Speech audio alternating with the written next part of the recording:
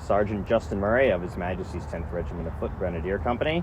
Today we're at Minuteman Park, just finished up the Battle Road rehearsal, and I'm here today to talk about our probably biggest and most exciting project that's gone on in a long time. We are adding 18th century period hangers to all of our rank and file members' uniforms.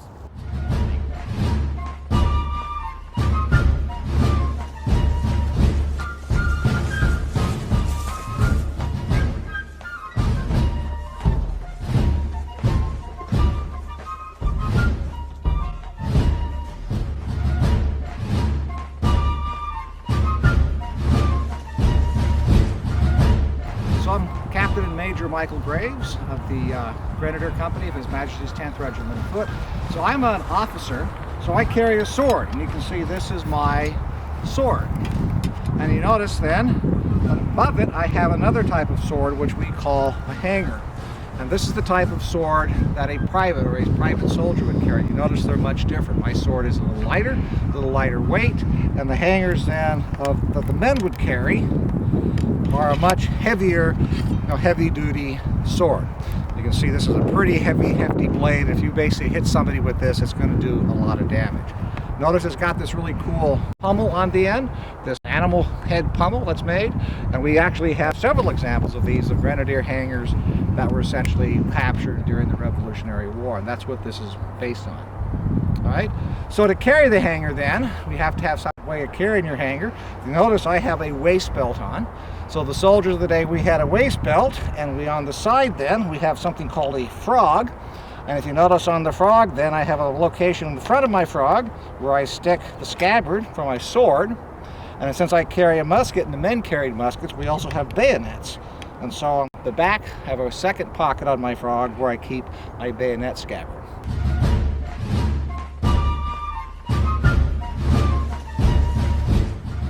So when our unit was formed, over 50 years ago, the original story that our founder Vincent Kehoe had written down in his research was that the 10th Grenadiers had left their hangars in Canada before coming down to Boston. There was never any citation for that, though. And based on the time period and how the hobby has changed over the years, we think that maybe part of the reason why that story came to fruition was that it was very expensive to go and produce, and they did not maybe want to go and add them to the uniforms at the time. We've since had our materials research group looking into the matter, and they have determined that Grenadiers likely would have had them because, according to the warrant anyways, they should have been issued them.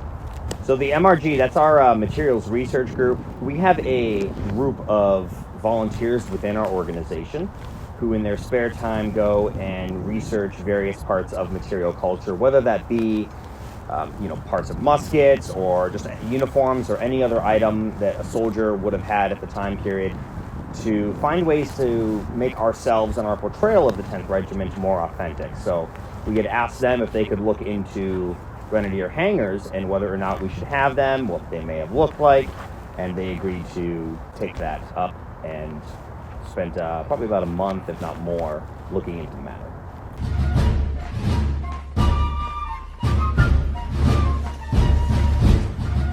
My name is Lenny Torto, and I am the Quartermaster and Paymaster of His Majesty's 10th Regiment of Foot. This hanger project has been about 6 months long. So the Grenadiers decided that they were going to have hangers as part of their regimental equipment, and so we started looking into purchasing them.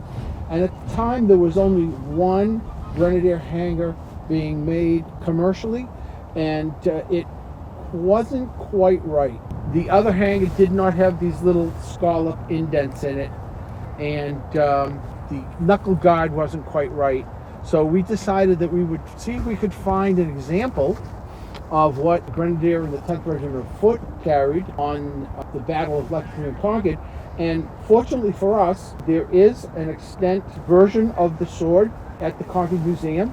We were able to use photographs that they had. And we were also able to go down to the home of Revolutionary War artist Don Troiani, who opened up his collection of hangers to us for inspection, photographing, and measuring.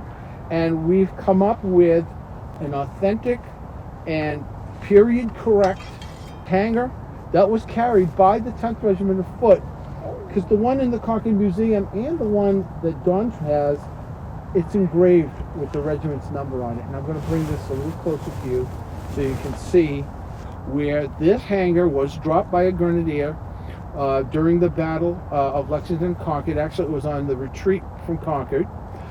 The company that we're having reproduce these hangers went so far as to have the regimental number also engraved on these. So we're very, very happy. We should be getting them shortly, and hopefully we'll have them for our troops within a few weeks.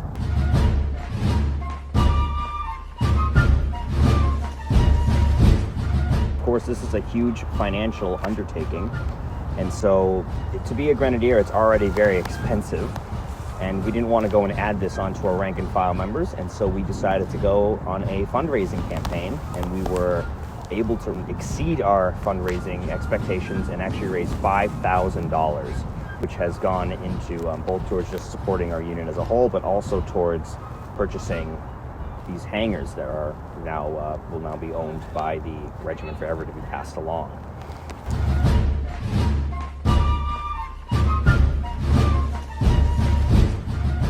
So this is different than the hanger that I will be carrying now for several different reasons. If I put them side by side, you can see that it has a different shape anyways, that the pommel is very different, that we have like a dog head or monster head as it's called. We have this extra little guard that comes off on the side that doesn't exist on mine. This also has a screw on the top, and this one is a rivet. So the one that I am currently carrying as Sergeant of the 10th Grenadiers is really just a general design from the time period. But the reason that I'm going to continue to carry this, even though we've had this new design, is that this one has been passed along from every Grenadier Sergeant for over 50 years since the inception of our recreated unit. And I'm proud to be able to continue to carry it as the Sergeant of the Grenadier Company. The regiment has been talking about this for decades, saying, it would be great if we could get them, but we'd never be able to, afford them, design them. It's such a difficult undertaking, but we've managed to do it, and really excited to bring them out onto the field and just add one more piece of authenticity to what it means to be a 10th Grenadier.